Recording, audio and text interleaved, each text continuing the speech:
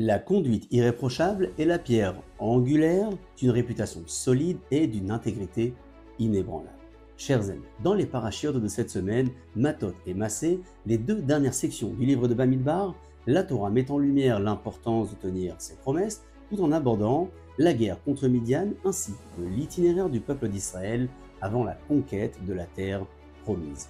Les tribus de Gad, de Réhouven et la moitié de Ménaché demandent alors à Moshe Rabbeinu de s'installer à l'est du Jourdain car cette région était idéale pour leurs troupeaux.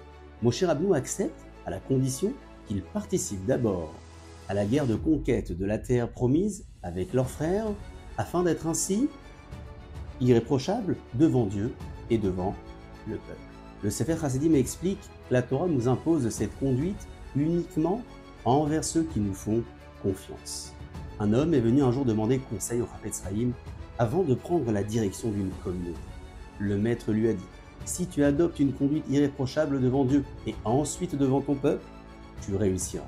En revanche, si tu cherches d'abord à gagner la faveur de ton peuple, sans mettre l'accent sur l'importance à avoir une conduite irréprochable devant Dieu, tu échoueras. » Le Khatam Sofer exprimait sa tristesse en lisant ce passage, soulignant ainsi la difficulté d'être irréprochable devant Dieu avant de chercher à l'être devant son peuple. Choisissons d'avoir une tenue exemplaire et irréprochable dans notre quotidien.